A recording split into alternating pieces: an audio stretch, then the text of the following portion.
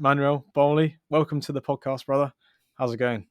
Hey, thank you for inviting me. I'm absolutely fine. Glad we did it. It was a little bit complicated, but now we're here. How are you doing, brother? I'm doing super well. I'm not as ill as I was last week, or you're feeling better after a few weeks ago as well. We're trying to record this for a few weeks, but whatever. It was God's will that we sat down and recorded it on this day in particular. And I wanted to reach out and connect because you're sharing a lot of stuff that really resonates with me. And I think it's a really topical kind of point of conversation currently. Like a lot of these red pill people are moving towards the God pill, quote unquote. And there's a big discussion in the manosphere. And I mean, some listeners will be familiar with the terms I'm using now, some listeners won't be so familiar. But you recently did a podcast with David Hammond. And for those that have been following the podcast for a while, if you remember listening back to that episode, David's come a long way with developing his opinions, and it's really interesting to see the stuff that you share kind of in parallel with that, kind of again moving away from the more red pill content to being a bit more, I don't know, grounded in faith and scripture and a bit more all rounded. So I just wanted to preface that before we got into things. But if you'd like to introduce who you are and what you do for the listeners, how do you do so? All right. So, my name is Manuel Bolley. I run my brand under the name Holistic Manhood. I'm 24 years old. I'm a Christian, happily engaged, soon to be married. I've been on this journey for quite some time now, 7 years into self improvement. This is when everything started. Round about 5 years into dating and relationship stuff, and founded my business officially around about 2 years ago. Oh, and I'm from Austria. Didn't mention that. Fantastic. And I was just mentioning off air that Austria is probably the best country I've ever been to. So, yeah, maybe in future link up or something. But yeah, I mean, I mentioned that you're in that space online where there's a lot of content shared regarding dating and masculinity and how to be a man, and that there is that shift in the red pill. Would I be correct in saying that's been your experience where you've come at it from the red pill and kind of transitioned and learned along the way? How it has happened? Yeah, like has that been has that been your experience? I do believe that it's just part of somebody's personal growth, you know. The red pill is a phase most men go through. It's not essential. You know, many men say, okay, the red pill is essential in order to ascend and progress in your personal growth journey, which I don't believe because you can save yourself all the turmoil, to be honest, because there's enough lecture out there that isn't red pilled and also teaches you to get on self improvement, be a great man, not put women on the pedestal and all that stuff. So, but in my case, I got into the red pill very randomly. Like it was after my breakup, my last breakup, which was, don't even ask me, something like 5 years ago. So quite some time now because I'm already, as I said, engaged. But after that breakup, I got found the red pill very randomly. Like even my mother tongue is German, and I found a German YouTuber that was red pilled, which is not, you don't see it very often because you know the red pill in Europe or even in German speaking states is very rare, like that mindset. And for example, in the States, New York or something, many people are red pilled. But in Austria, not many are red pilled. But still, I found him somehow. And, you know, one thing led into the other, then reading Rational Mail and all of that stuff. And yeah, then I was red pilled for around about 3 years, heavily red pilled. But, you know, just as you develop yourself, as you get to know yourself better, you know, as you let's say look into your childhood, maybe heal some trauma, get on a self discovery journey and all that stuff, you know, you will automatically start detaching from the red pill. That's what I have perceived is the case for most men. And I would even say, okay, if you're still hardcore red pilled and you still believe certain things, that just shows that you as an individual haven't progressed very far in your personal journey.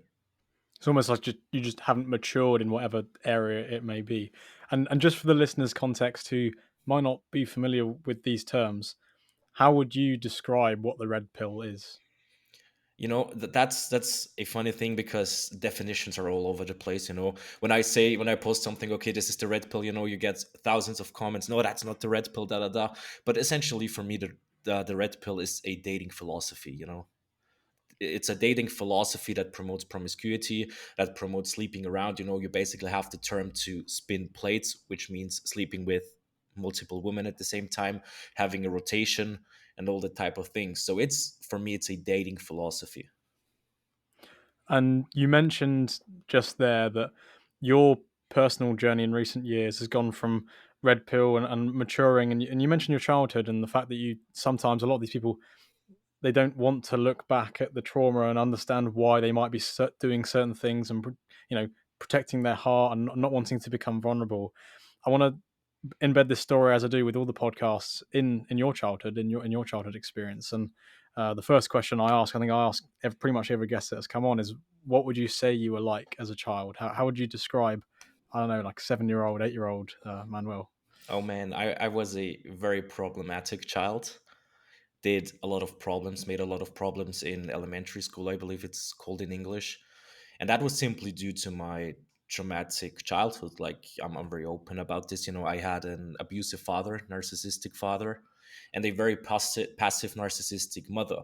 And often children in those families just are problematic in school. They look for, let's say, you have accumulated anger because obviously you're being abused, and you don't have an outlet for it because obviously you can't channelize that anger towards your parents, because if you have an abusive father, what is he going to do, right?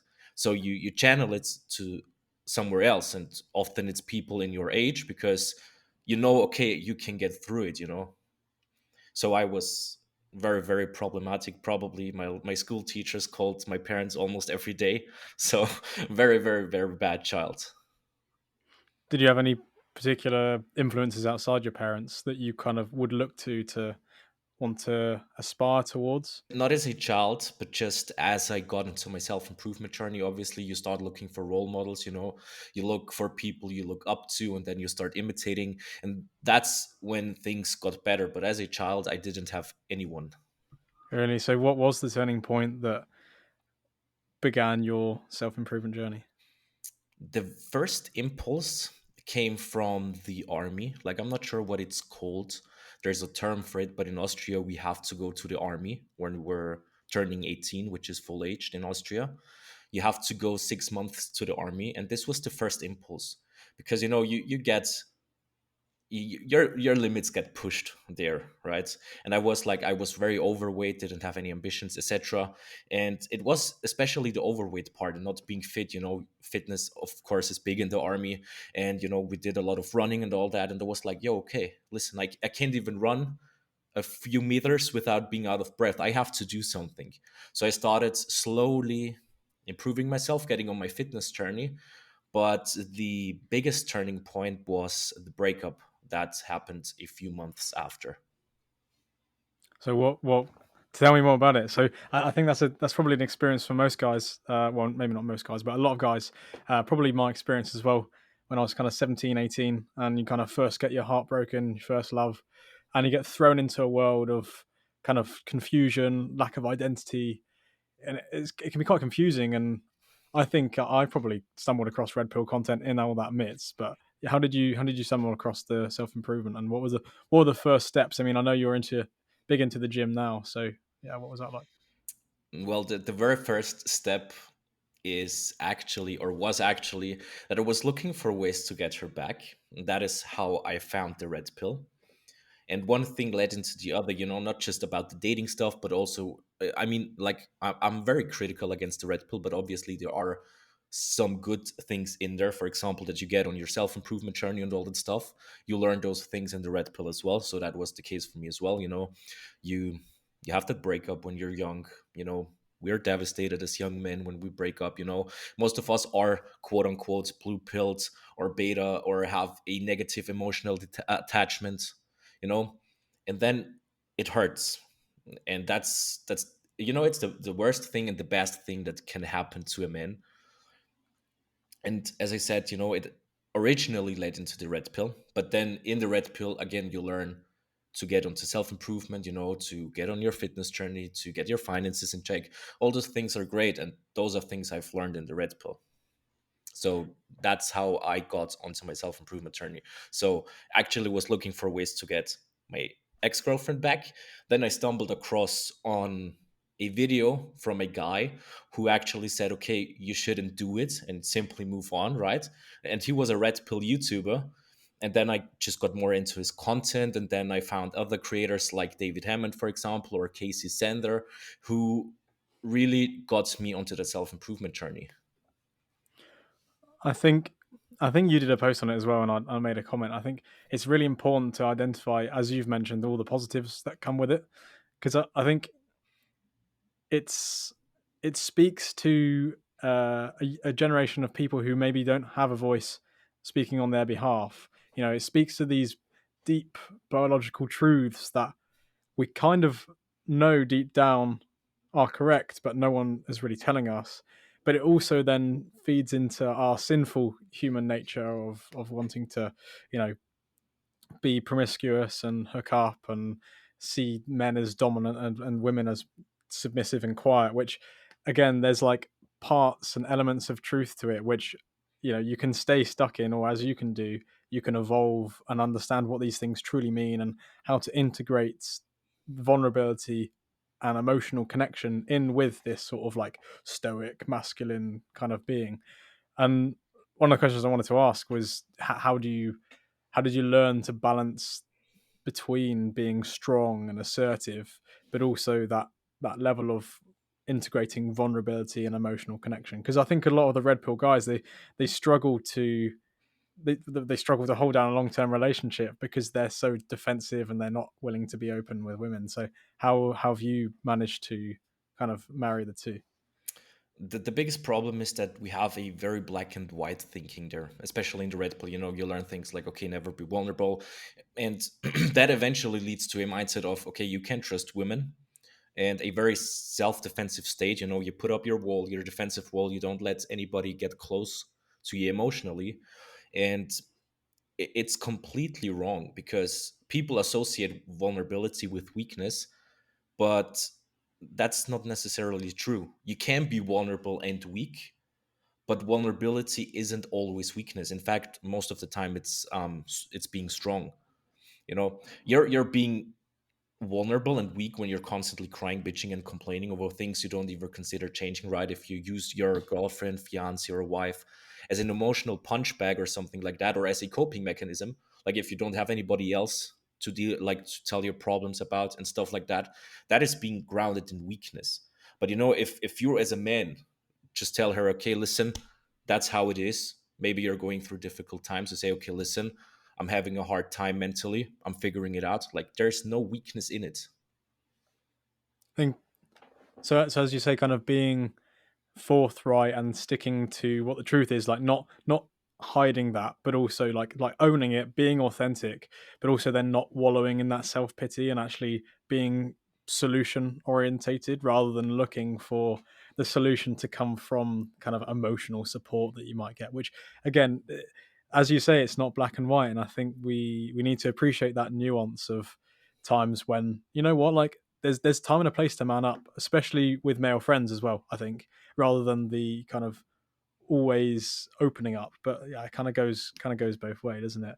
And I've seen you say that red pill and feminism are almost two sides of the same coin as well when it comes to, I don't know, dating and promiscuity and stuff. Could you maybe like explain what you mean by that? Well, first of all, we of course have the promiscuity side. You know, both movements promote promiscuity, sleeping around, and you know, it does damage society. You can see it. You can see the damage it does, and especially when we're looking at it from a red pill perspective, right? Red pillars say, okay, men are leaders, women are followers, and then they sleep around themselves. And what do? Okay, they inspire and lead women into being promiscuous because they're promiscuous themselves. But then at the same time, they complain about women being promiscuous. So it really doesn't make sense, right? And both movements are grounded in a victim mentality in some aspects, not in all. But what you can see is that both movements tend to blame the other gender for certain things. I mean, by feminism, it's obvious, you know, modern feminism is really just about demonizing men right now. But the red pill, what is things like, okay, never be vulnerable, you cannot trust women, don't marry because you're gonna get divorced, raped, and all that stuff. It's really just pointing fingers. There's no trust. It's all skepticism. It's all just, as you say, kind of blaming the other side. I don't know if you've ever come across a YouTube channel. If you haven't, I recommend. There's a YouTube channel called Lutheran Satire, and I can link that in the bio if people are listening and they want to search it up, and I can send it to you. But they have a great video entitled. It says something like a Christian and a feminist almost agree.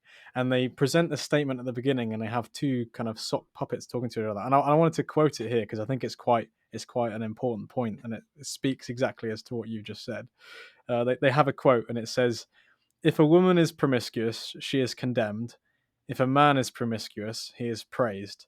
This double standard is wrong." And then basically, feminists agree and think that women should also be praised for being promiscuous. Red pillars agree with the double standard, and they think that's just human nature. But actually, the Bible teaches us that both should be condemned, and actually, we should both be steering away from promiscuity. I wondered, as you've turned towards Christianity, whether you had any thoughts on that whole thing, and what the Bible has to say. Yes, it's absolutely true. Like, promiscuous is unacceptable in men and in women.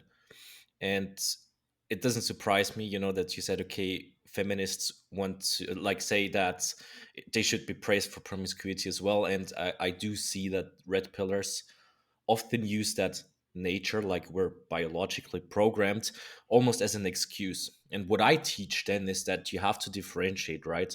We're not just primal beings, we're not just what is it called? Animalistic. Yeah, animalistic. We do have a soul, whether you believe in it or not, but still, we're not limited to our animalistic nature. And, of course, as men, you could say, okay, men were made to spread their semen and all that stuff, but have a little bit of common sense as well. And there's also a little bit of a misconception because, spreading your seeds and actually taking care of them and just sleeping around in your 20s, there's a major difference. You know, that's what they say, okay, men were programmed to spread their semen. Yeah, but at least those men actually took care of their children, and you're just sleeping around and not having any children at all. And yeah, and on the topic of sleeping around, you've said multiple times in your content that that's just filling a hole, isn't it? It's just kind of young guys pretending to be bravado and pretending that they can. Oh yeah, look at me pulling all these women. I mean, I know plenty of people like that at university, and it's really hard. It's like talking to a brick wall. Sometimes you try and explain why it's not so good for your soul and why it's not so good for the women involved, and everyone wants just to kind of shout you back down again. But how would you try and convince that kind of guy who, he's in the minority insofar as he's confident and he's able to pull women and sleep around, but how do you tell him that, like, no, like what you're doing is actually very damaging for yourself, and that you're not, as you've said, you're not actually spreading a seed, you're just kind of doing it for pleasure and filling that hole? How do you speak to that kind of person? What I have learned, and what I needed to learn, is to simply understand that people are either receptive to it or not. If you tell a dude who's sleeping around, hey, listen, it's wrong, and he starts saying, no, it's not wrong, and starts, getting defensive and justifying his actions, yeah, do what you want to do. Like, you have to determine the level of emotional intelligence of the people you're having the conversation with. Because what is the point of trying to convince him when you're speaking against a brick wall? You're just wasting your energy. When the time is right, he will be receptive. It's that simple. Straightforward, I suppose.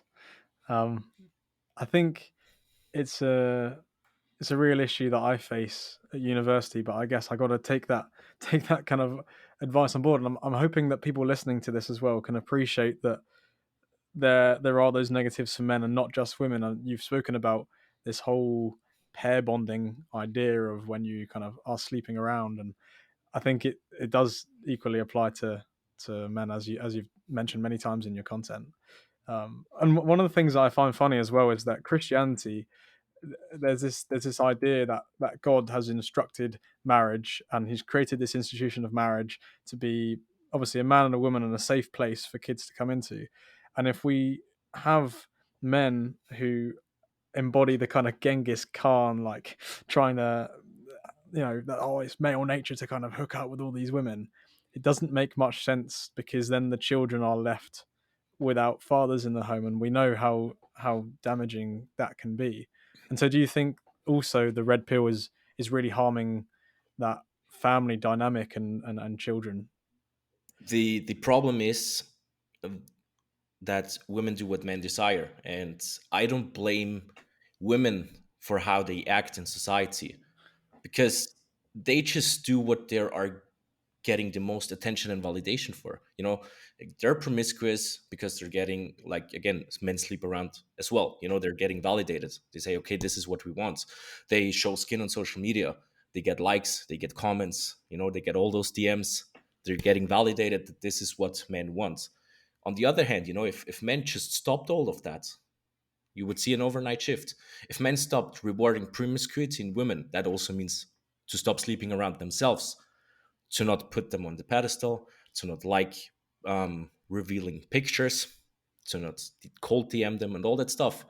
Women would stop doing that. There's something I remember seeing that is like the red pill men are creating the exact women that they despise and wouldn't want to marry. Like, that doesn't make any sense. Like, you are the ones sleeping around, supposedly making these women have a, quote unquote higher body count, which means that then, oh, look at them, they're all hoes, like they're not wife worthy. But it's like, who is the one that is engaging in this? It's not, women can't do it on their own. Who is responsible for it? Who needs to start changing in order to see change in society? When we go back to the basics, right? Men are leaders, women are followers. Everybody agrees with that. But then when you say, okay, if men are leaders, stop sleeping around, women will stop sleeping around. But, well, you know, Yeah. Do you think it's a product of like that whole cycle of, was it like hard times create strong men create easy times create weak men? Do you think that we're living a time where we've had easy times and now we've had a too much comfort and there's all these kind of weak men? absolutely. I'd say and I mentioned this in the podcast with David, I believe, that we're right now pretty much in the transitioning phase of easy times create weak men, and weak men create hard times. We're somewhere in between there, because you can see it with all the stuff that happened the last 2 years. Not mentioning it too much, but let's say COVID tyranny and all that stuff. I'm not sure how it was in the States or something like that, but in Austria it was terrible. With all those lockdowns, etc. That is a result of weak men. How So so? yes, that's absolutely true. Pardon? How would you say so? Well, how can I, as a man, just let somebody else tell me with no real reason, okay, you stay at home. If you want to go out, you have to be vaccinated. Like, a strong man will not let him do that to him. But everybody complied because they just wanted to get back their comfort. And that was an interesting thing to observe in the midst of it as well, because they were closing down things like gyms and they were stopping us from going outside. And I mean, I think in the UK there was a policy that you could only go outside once a day for exercise. I was just thinking that this is outrageous. Like, even considering, COVID is supposedly a health thing, so surely we should be turning away from the comforts of kind of watching films and Netflix indoors and ordering food, and actually maybe we should be cooking proper food, going outside and exercising and doing all those things. And like, I guess the reason why a lot of men are struggling with their masculinity and struggling in the modern age is because there's all these just cheap, easy comforts and like kind of nice dopamine hits that they can get from, I don't know, social media, porn, like technology, dating apps, all these things which kind of reward nothing. Like, there's no actual hard work to do to get the reward. In your experience and your self development journey, what are some of the ways which you've been able to turn away from some of those things and kind of turn to, I mean, I know you're big on the gym, clearly you know a lot about this stuff. Like, how have you managed to turn away from these cheap and easy pleasures? It's a gradual process, you know. People always think it happens instantly. You know, I get millions of DMs that people struggle with that, people struggle with this, you know, no fap, dopamine detox, social media addiction, and all that stuff. And I will always say it starts with the basics. You know, I always start with the body. The body is the very first thing a man needs to be working on, because if you don't have, I call it the pillars, right? Let's say the pilar of the body. If you don't have that in check, if you don't have a certain level of progression, you don't need to start developing yourself mentally. I like to say, you know, if you can put control what you put into your mouth, you can't control anything.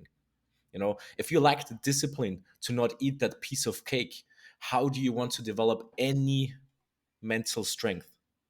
It starts with the body. It starts with getting your diet in check, hitting the gym consistently.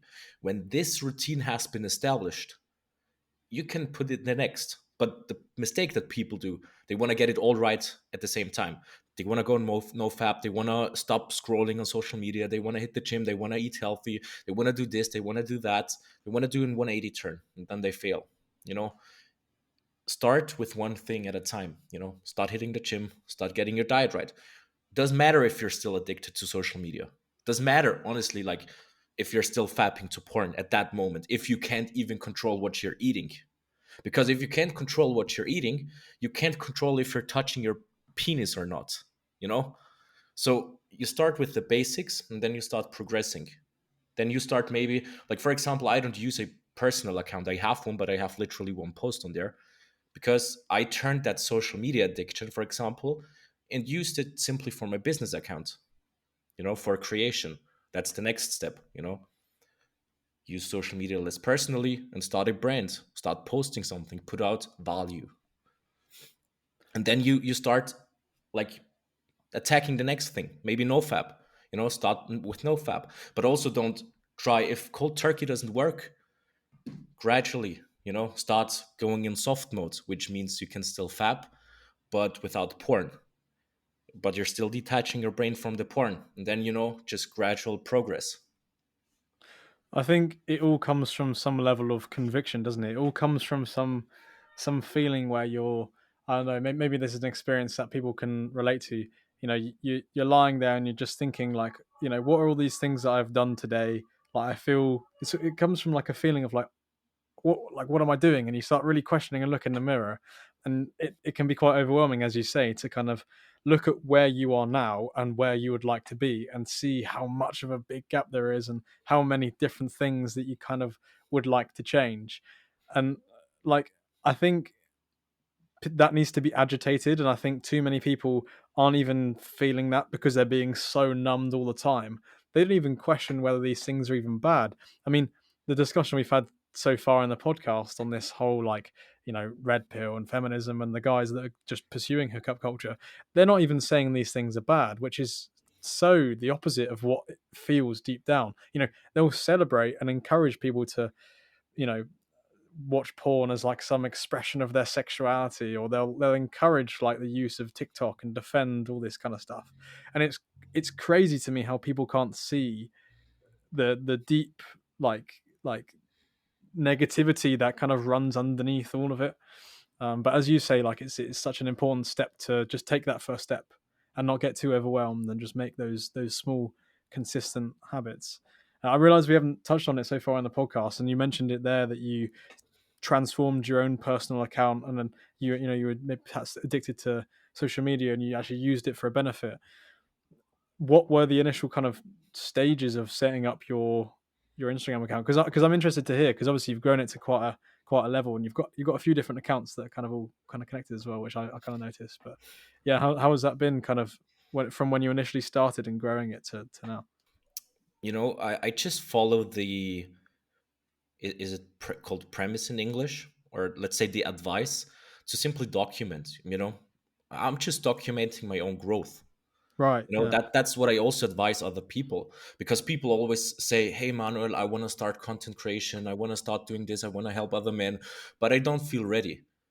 And I just say to them, okay, listen, you can probably help your older self with the problems you have overcome so far. That's what you put out there. Like my Instagram, my content is nothing more. I mean, of course, now I also have clients' experiences, right? But it's a lot just my personal growth documentation. I always say, just imagine you're speaking to your older self, and what's I'm doing. You know, I think it can be all too easy, can't it, to think that what you're sharing is obvious because you know it. I've got caught into this trap before where I'm I'm thinking, oh yeah, no, I've just been at the gym and I've thought of something kind of self development quote in my head or a way of thinking about something because I don't go to the gym with headphones on. I like to just be kind of present and do the weights and then come back and gives myself time to think. And I'll question. I'll be like, well, that's kind of obvious. Like, I've already known that for a couple of years. But as you say, like, you're speaking to a previous version of yourself. 16-year-old Zach would probably find that advice quite actionable and quite useful. And as you say, like, 16, 18-year-old Manuel would probably find a lot of the content now incredibly valuable. You mentioned you've had advice, sorry, not advice, client experience now. What are some of the pain points that men come to you for, and how what are the general things that you're helping them with? the major pain point is women, and honestly, I use that pain point to pull them into self improvement. The mistake that many men make, okay, they want to attract women, understandable, right? We all want to have companionship, we all want to have a family, but they're being too obsessed with it, and it's really a pain point. Many of my audience are not able to interact, not even on a social normal level with other people, and that of course is a problem with interacting with women. So let's say socially awkwardness is big, and then they're trying to look for tactics and strategy and game and all that stuff. And I say, listen, I put the emphasis on self-improvement. Is learning social skills and a little bit of flirting and teasing, all that stuff, is it important? Yes, of course. But I always say, if you lack substance as a man, it isn't going to help anything. If you put on a facade and maybe can pull a few women in the short term, yeah, okay, great, but is it really the path to fulfillment? So the pain point is definitely women, and it's really hard to get them from women with the focus on women to focus on themselves, to focus on the internals, and that's what I'm doing. Because at the end of the day, focusing on the internals will actually get you the women as well. Because a woman wants to enter your life. A woman, I always describe it with a garden. You're a man, you're taking care of your garden, you're putting flowers in there, you're having a nice garden that a woman wants to enter. And the garden of most men who are obsessed with women looks like trash. Garbage there, nothing done there, no flowers, nothing. No woman will want to enter that garden. So you have to take care of your garden first. That's a great analogy. I think it's because in order to get the thing, you have to be attractive to the thing. And it's what Jordan Peterson says, which is like, it's the wrong question. People ask, oh, how can I be, what am I looking for in a woman? And I think really you should be asking yourself, how can I possibly build myself into the best person that a woman I would want to get, would want to, have children with and start a family with, or, just get together. And I think it's a challenge because it's not comfortable. It goes against everything we've just spoken about these cheap dopamine hits. It requires hard work over a long time. I mean, building a physique, as you mentioned, as like the baseline, as the first thing, it takes years of perseverance and dedication. Unless you have freak genetics and do it when you're like seven, get into it nice and early with testosterone, or you do it exogenously and dope.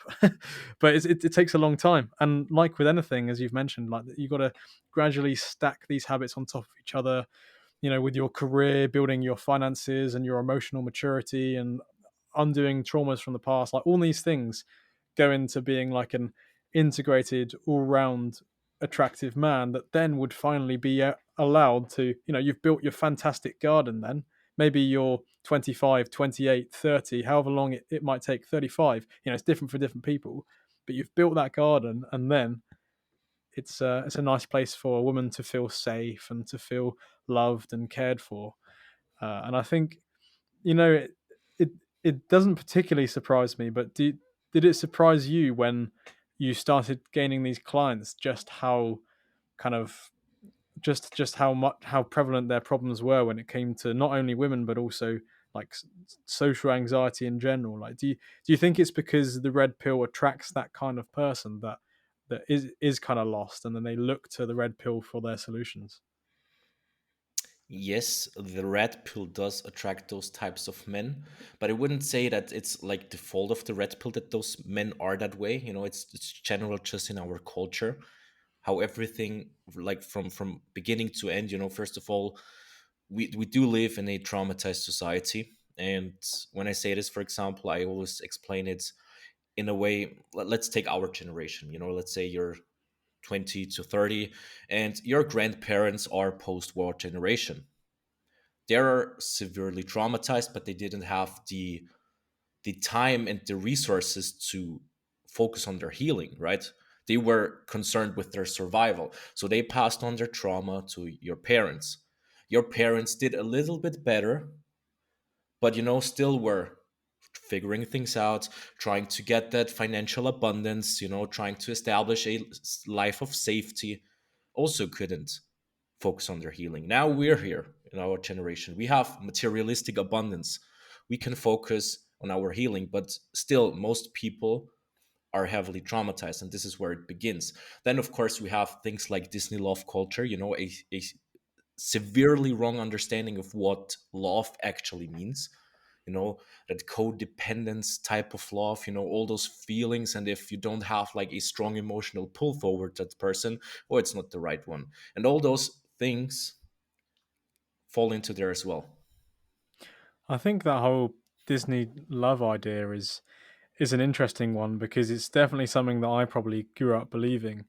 It's almost in line with the whole idea that men and women are pretty much the same, and that gender is this malleable thing, and it reduces polarity, and it teaches that men and women love the same, and there's no different dynamic. But then, I come to find, I mean, your content, for example, and you start to realize that there is the importance of polarity, and men and women love and interact with each other in a different way.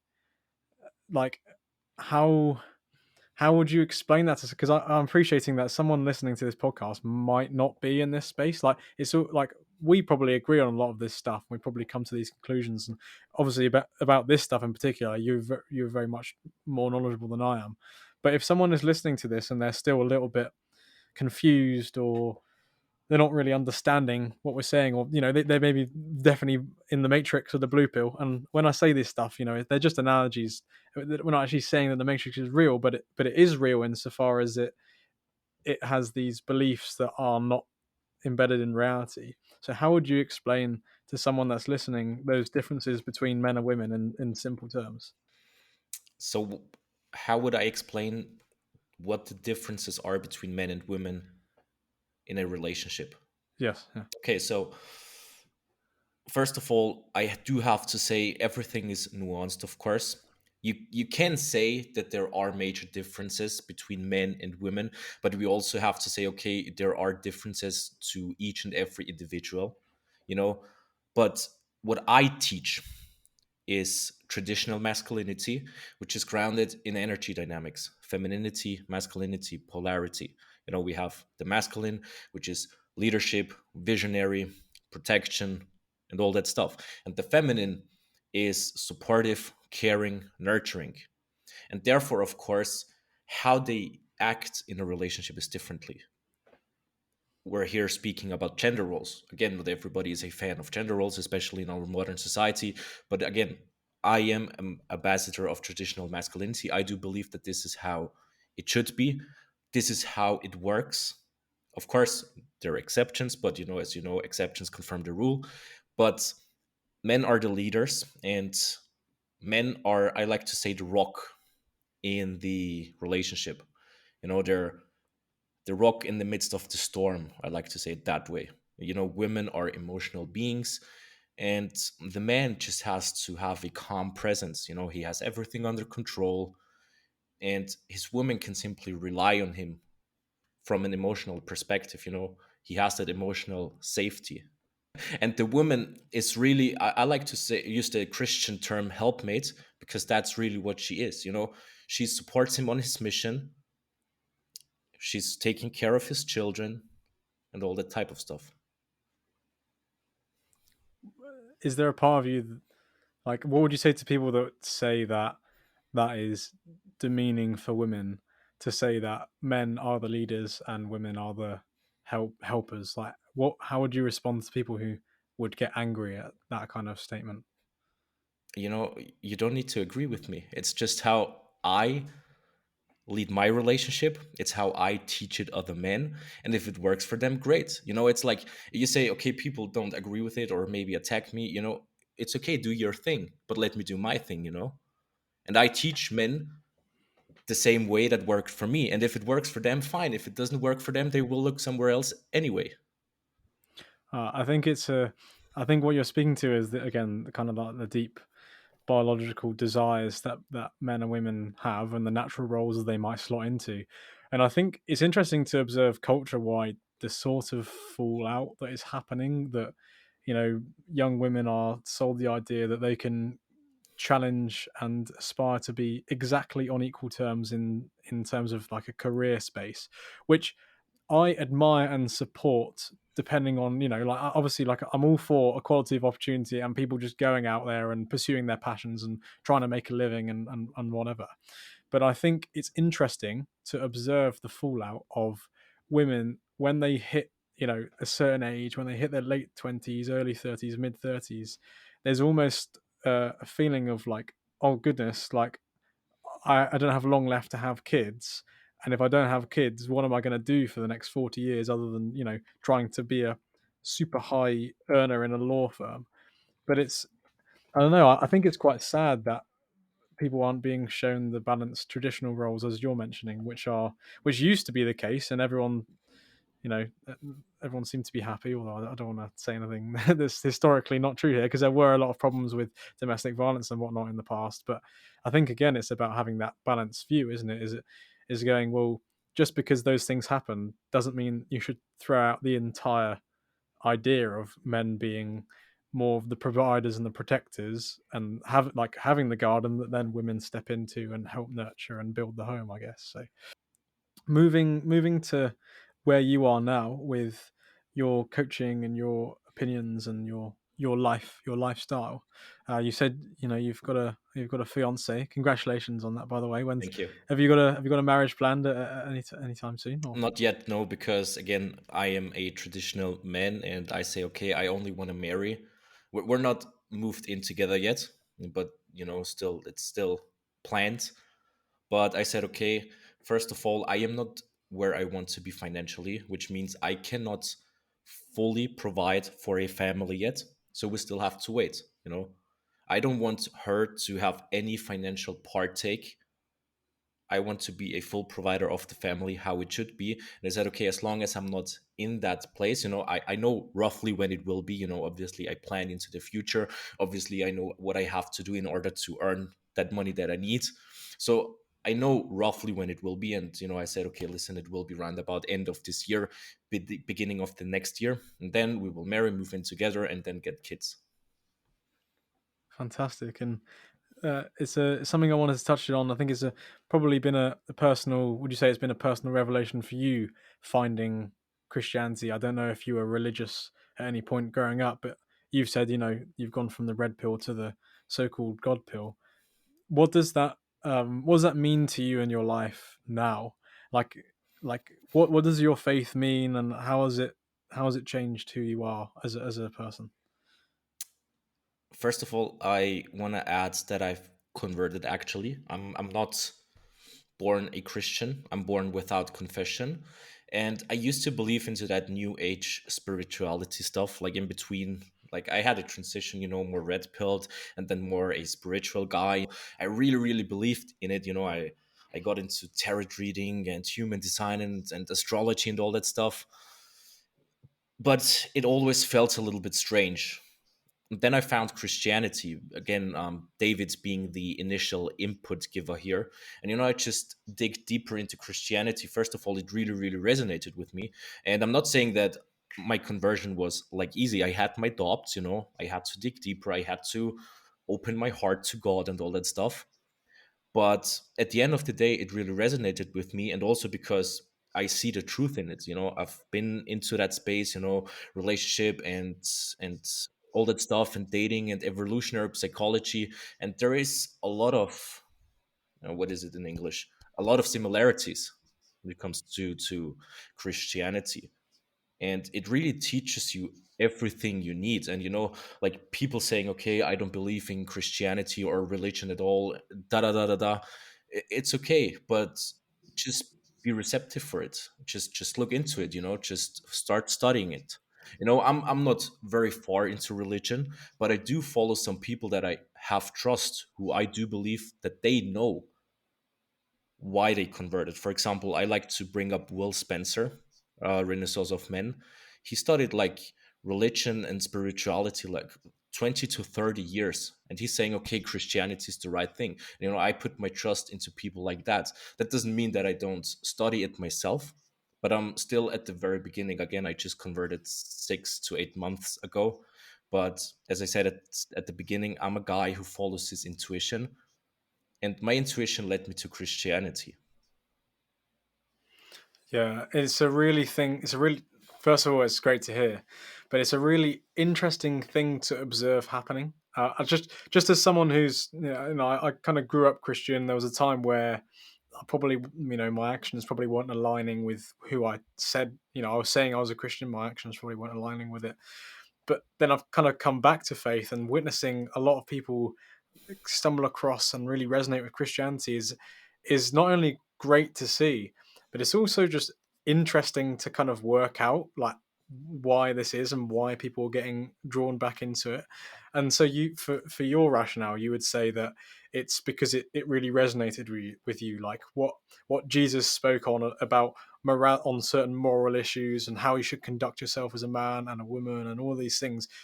Are you saying that's what kind of spoke to you, and you kind of went, well, this is confirming all of these like truths that I've been sort of discovering on my own path, and then here are all the answers in the Bible? Because that's certainly a big reason why I would defend Christianity as being an incredible thing. Is like people can say, oh, well, God's a bit of a fairy tale thing, and it doesn't really sound very realistic in the modern world. And I'm like, well, the fact that it all pieces together so perfectly across this span of time with all these different authors inspired by God, and it all kind of pieces together. It's just so coherent. I'm like, that's just incredible. Like I can't comprehend, but it all makes sense on a level which is very hard to articulate. And I just think that it's part of that understanding yourself as a man, and as you say, that journey that people are going on, as you've gone on, where you realize that there's a reason why you have that intuition. There's a reason why all these things make sense, and it's all pieced together. And you go to the source rather than any human wisdom, which is always kind of flawed to pride or to ego. And I think it's a fantastic place to start for people. Um, what advice would you give to young men who are coming across? Maybe they've listened to this podcast. Maybe they're trying to establish their identity, work out who they are. What are some of the practical steps they can take other than following you, of course? Thank you very much. So the number one advice I always give, which is also an advice that I follow ever since my self-development journey, and also the advice that has brought me where I am, also following Christianity and all that stuff, it is looking for this confirming evidence. It's also the reason why I'm detached myself from the red pill, because I looked for this confirming evidence. If you believe something and you look for ways to confirm it, you will stay in your bubble forever. But you have to look for things that disagree or disconfirm your sets of beliefs. The best example, if we're talking about the red pill, all women cheat. Do they? Look for this confirming evidence. Look for things that tell you that you're wrong.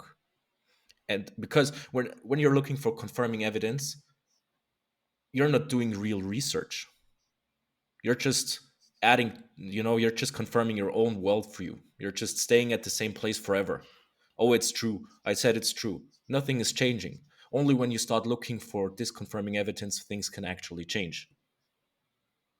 I think that's a great point. I think not to take this conversation in a completely different direction, but I had to do this recently, and I'm very grateful for some of my close male friends who disagree with me on things because it means that I'm not in a bubble. And one of them has different views to me when it comes to transgenderism, and I won't go into detail, but I think my opinion when I was maybe a few years ago was way too like cutthroat, facts don't care about your feelings, not very graceful, not very loving, and very like harsh on a lot of these issues in like a political realm. And as much as I won't, I'm not completely stepping over to the other side to be like, oh yes, no, I completely agree with all this stuff, and I won't go into it.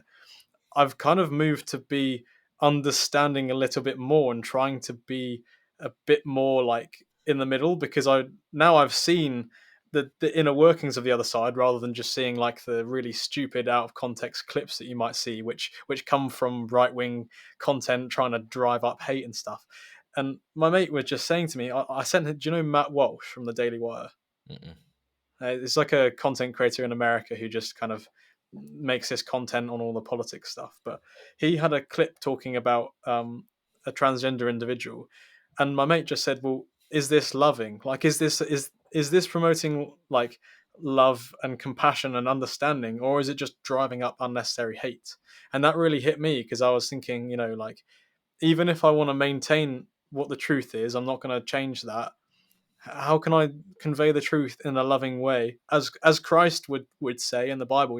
Jesus wouldn't be making deliberately like harmful and hurtful things. And so that's just one area where I don't know, what you just said there really spoke to me, because I had to do self-reflection of, what, like, I do need to be open to the other side so that I can just continue refining my view rather than digging my heels into the ground. And that's pride at the end of the day, isn't it? It's I have all the answers. But clearly, with the red pill and with other things, having a questioning mind just to constantly ask why and understand these things is you can't really go wrong with that kind of mind. I'm sure we could talk about loads of different topics for hours, but very unfortunately, I've been called away last minute, and my train leaves in exactly half an hour. So we're gonna wrap up this podcast. But Manuel, I just want to say thanks so much for your time. I know you're super busy on this content grind. It's really admirable, and I really like a lot of what you share, as I've mentioned. And if people can follow you or want to get in touch or even want to be coached by you, how can they do so? First of all, appreciate it and thank you for having me here. It was a pleasure. It was really, really nice talking to you. And how can people find me? You can find me under Holistic Manhood on every social media channel: Instagram, TikTok, Twitter, YouTube, everywhere. He's got his branding on point. It's a clean. There's no inconsistencies. With me, it's like, oh, sometimes my name and sometimes the extra respected podcast. I'm like trying to get it out there, and neither of them are very easy to spell. But there we go. Still cracking on with the content, and yeah, hopefully this can provide a lot of value for people listening. But thanks everyone for listening, and thanks for recording.